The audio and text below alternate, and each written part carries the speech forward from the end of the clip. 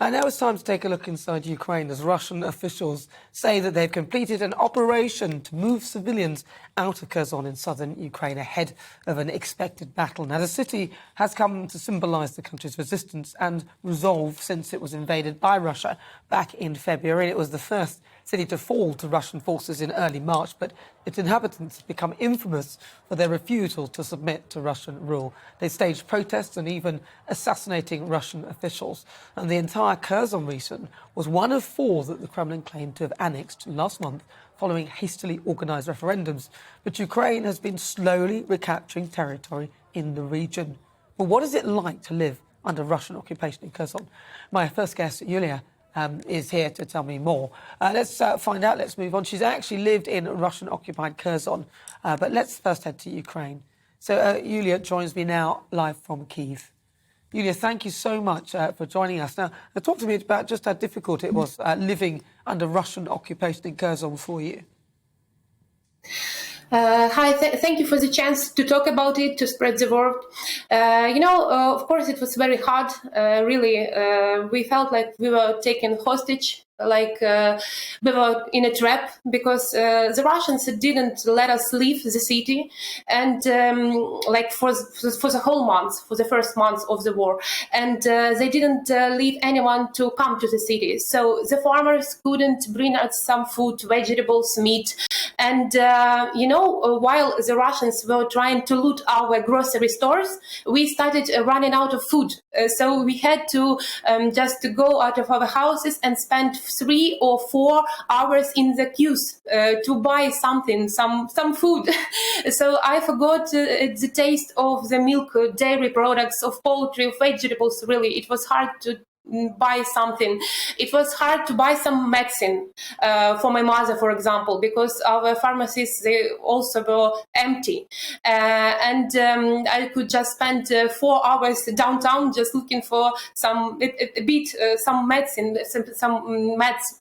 But it was always very hard to be downtown, because there were a lot of armed soldiers, a lot of tanks on our main square, beautiful main square, and it was really awful, and there were a lot of explosions every time. Even though there were no fights in the city, we heard the explosions which were around the city.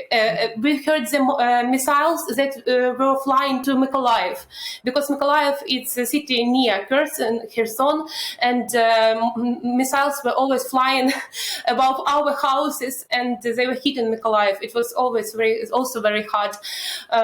So really, I was just looking forward for the moment I could leave that town, because it was always constant pressure on us. We didn't know whether the Russians would break into our houses and take us and torture us, or loot our apartments, or maybe they would just kill us. When it was dark, they were driving around the town and just shining their flashlights into the house, into the apartments. I don't know what they were looking for, but I know a story about a friend of mine.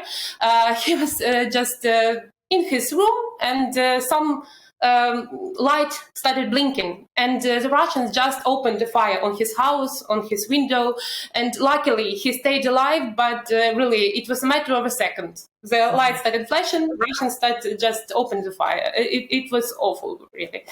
It sounds absolutely frightening.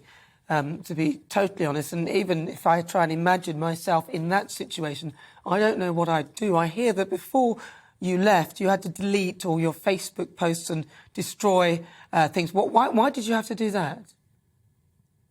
It was very difficult to leave, because, as I've already said, they wouldn't let us leave the town, the city. But at the end of March, they finally allowed some people to leave the city, but it was hard to find someone who would take us away. We didn't have our car. There were no buses, of course, no trains.